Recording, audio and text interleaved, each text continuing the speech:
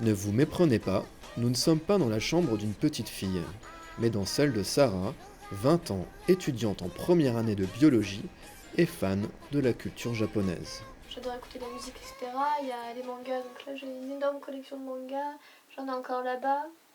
Après il y a tout ce qui est mignon, donc là il y a les pandas et il y a un peu de tout. Après je suis aussi passionnée de jeux vidéo. Mais ce qui démarque Sarah, c'est son look. Une garde-robe impressionnante, un style vestimentaire venu tout droit du Japon. Sarah est ce qu'on appelle une lolita. Ce n'est pas un déguisement, elle s'habille comme ça tous les jours, de la tête aux pieds.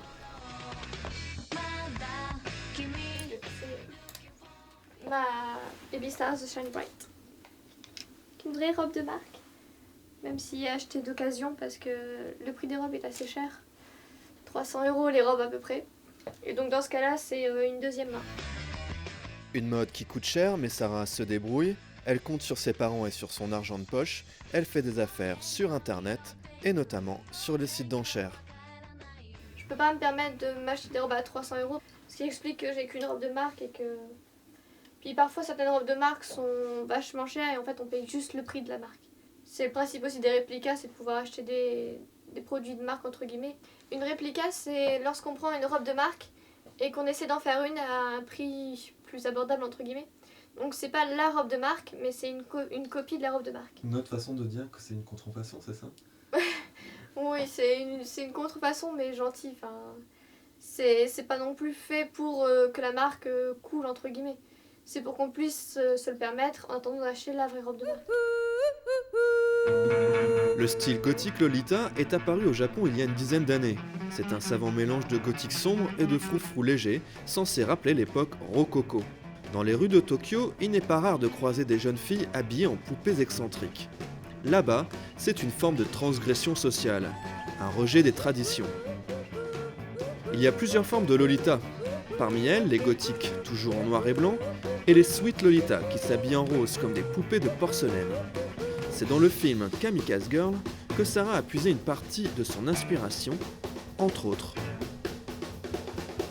Depuis que je suis petite, j'adore toutes les robes qui sont à froufrou, à dentelle, etc. J'avais un problème, c'est que je me sentais un peu coincée et du coup j'arrivais pas à exprimer vraiment ma personnalité. Je commence à me dire que je vais continuer jusqu'à ce que je puisse encore le porter.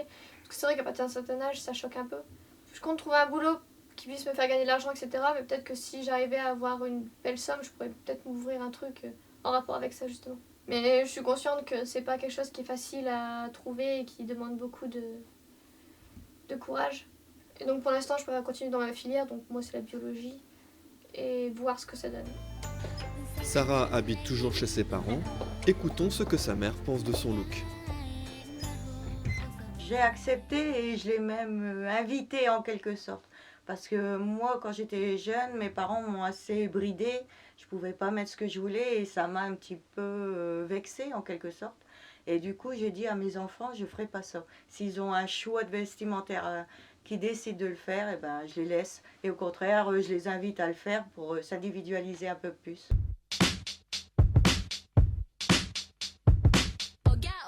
Aujourd'hui samedi a lieu le Game Festival. Cette convention qui réunira d'autres fans de la culture japonaise est l'occasion pour Sarah de mettre sa plus belle robe. Direction la gare de Lille, où elle rejoint d'autres Lolitas.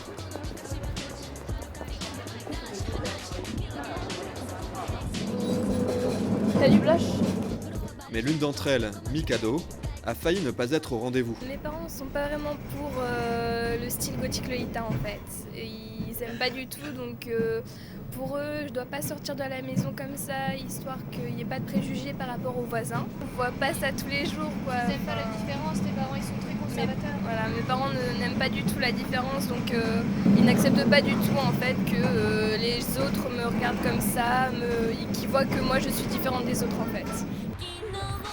Nos Lolitas sont bien décidées à passer un bon moment loin des regards critiques. Ici, on est habitué et on apprécie. Le Game Festival de Mouveau, c'est un festival consacré à l'univers du jeu. Jeux de cartes, jeux de rôle, du manga, la bande dessinée japonaise, et du cosplay, qui consiste à incarner ses personnages préférés de manga en imitant leurs costumes. Sarah est experte en DDR, la Dance Dance Revolution.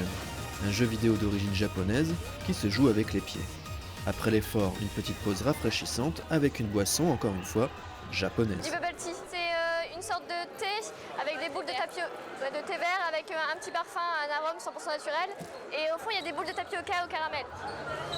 Et pour conclure cette journée, une séance photo, une façon de figer le temps pour ces jeunes femmes à la recherche d'esthétisme, elles qui considèrent que la société les pousse parfois à être un adulte un peu trop tôt.